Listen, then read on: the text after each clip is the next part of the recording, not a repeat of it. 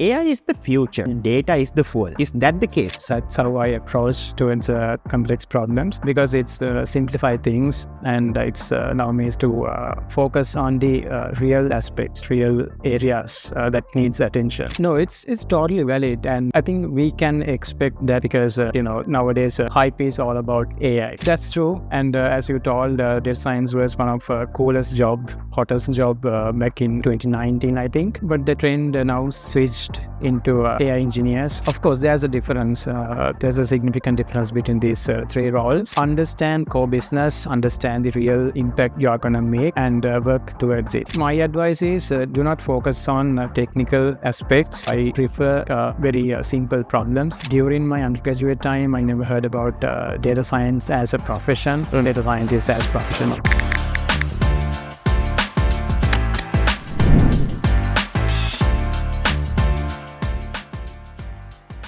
AI is the future and data is the fuel.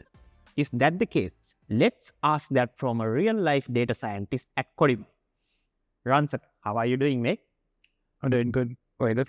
Make it walk before you make it run. I have never heard someone say that with such conviction. Yeah, that's true, because that's my way to solve problems. That's how I approach towards complex problems, because it's simplify things, and it's now means to focus on the real aspects, real areas that needs attention. So I think it always works for the complex problems. So I create baseline to be a minimum product that capable of releasing, and then incrementally add new features as required. Yeah. Ransaka, so few years back, being a data scientist was the cool job. But now I think it has gradually transitioned into being an AI engineer. So do you think that is valid, or is that the thing that is happening in the job market right now?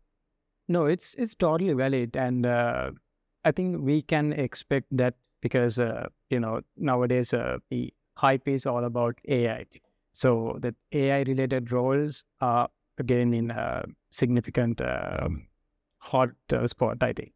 So that's true, and as you told, data science was one of coolest job, hottest job back in 2019, I think. But the trend now switched into AI engineers again because of this advancement in AI field. So while these trends are shifted, but I think the fundamentals and all the role specific use cases and the responsibilities, I think even evolved or increased. So I think every role has changed, and because of that, we can expect a different hypes and different trends in the job market. Okay, Ransaka. So my next question, I always wanted to know the difference between these three roles. So a data scientist, a data engineer, and an AI engineer. So is there a difference? If there's a difference, what is it? Of course, there's a difference. There's a significant difference between these three roles. So I'll start with data science. Data scientist is, I think, data scientist is a hybrid role that plays both business and technical roles. So business aspects, data scientist needs to understand properly and decode that into maybe an algorithm or maybe a model. And that's the data scientist role. And when it comes to AI engineers, it's more about technical areas, but less about business. So it's very technical role, I would say. And it's very packed with modern stack technologies. And data engineers are kind of different than rest of the two that we considered.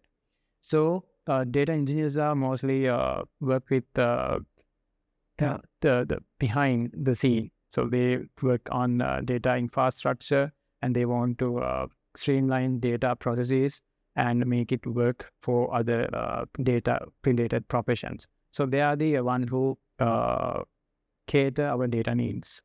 It sounds like you had this all figured out from a young age, it seems. Is that the case, or did you develop your interest towards data science later on? Not at all. I think during my undergraduate time, I never heard about data science as a profession, data scientist as profession of ours. So I later figured out there's a field for data science and machine learning, and it called data scientist. And there's a huge opportunities. And also, most importantly, it mostly aligned with my interest as well and the passion. So that's why I started data science and making data science as my career. Okay, so which means you started it around your university days, correct?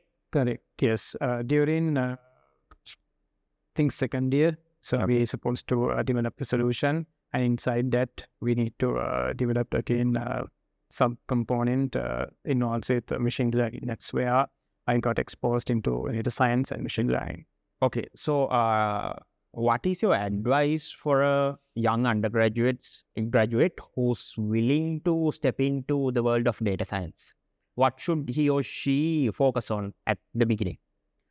I think my advice is do not focus on technical aspects, because now you can get almost every technical requirements from help with AI, I think. But understand core business, understand the real impact you are gonna make, and work towards it. And always, it's essential to start with the business problem you're addressing. So focus on that. Okay. Now, if I were to ask from you, what is the thing that you do different from 90% of the other data scientists, what would you say? As I told you, data science is about dealing with people and helping businesses. I think for me, first I think about the simplicity of complexity of the problem. So I prefer very simple problems. If it is need, let's say, if it is a prediction algorithm or some predictive modeling related problem, so I prefer to go with some lightweight model, because it's easier to host and easier to maintain and also easier to explain. So I think most people often confuse or conflict with this concept. So they want to go ahead with some fancy machine learning algorithms instead. So my approach is different. I always want to go simply the simple path. Okay, Ransaka, let me ask you a bit of a tough question. So do you think that will achieve AGI or artificial general intelligence during our lifetime? Honestly, Windu, I think it's. I don't think anyone in the planet have that concrete answer, because the industry is moving very fast. But sorry to cut you off, but I have seen these industry leaders that keep on saying that AGI will be achieved like during the next year or within another 5 years. So what about that? Yeah, I heard that news too. I think 2027 by 2027 we can achieve AGI, or 2028. I have seen those news as well. But the real problem is if we are developing AGI, which means we are replicating human cognition. So I think I expect something similar to happen, but it's very doubtful whether it's AGI, because if we develop AGI, it's about creating artificial human brain, human cognition. So I'm not certain about how will be the afterwards, the world afterwards, once we achieve the AGI. So therefore, I'm not gonna comment on that specific things, but I think AGI can be achieved within let's a decade, but the use case might be or the actual outcome might be different than we anticipated. Okay, Ransaka, let's move on to our quickfire segment. So, my first question, the biggest lie people believe about AI right now? Uh, I think it's the accuracy of responses. Some reframing that to a question window, reframing that into a generative AI. Nowadays, people blindly trust generative AI. So when we explore our feeds in Instagram or maybe Twitter, always pops up AI generated content. Maybe it's video or text. But people always tends to believe what they seen, what they heard, without understanding the possible AI influence of those content. So believing something that's generated by AI is and thinking it's true because it sounds confident is the biggest lie for me. Then the most overrated algorithm that everybody wants to use. In my domain, it's neural network, of course, because whenever we deal with hard problems, people always tend to use the complex algorithms. It's neural networks in most cases.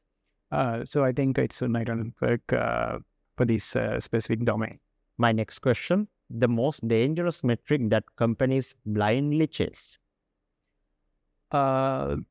So for this, this particular answer is coming from my past experience. I think it's accuracy. When we are dealing with classical machine learning or predictive algorithm, let's say, you blindly trust accuracy of these models. It's a huge problem because in real data, we often encounter a class imbalance, or there are several technical terms. So because of that, we can't trust models by accuracy. So therefore, accuracy is the most misleading matrix for the business. Okay, Ransaka, my final question for you is, if you weren't a data scientist, what would you be doing? I think something is not involved with technical fields like software or anything related to software engineering. I think something similar to business or starting my own business. I think those are the possible scenarios. Okay, Ransaka, thank you for joining with us and thank you for giving us such insightful answers for my questions. Thank you so much for having me. Okay, with that, we are wrapping up this episode of Coffee Talks. See you with the next one.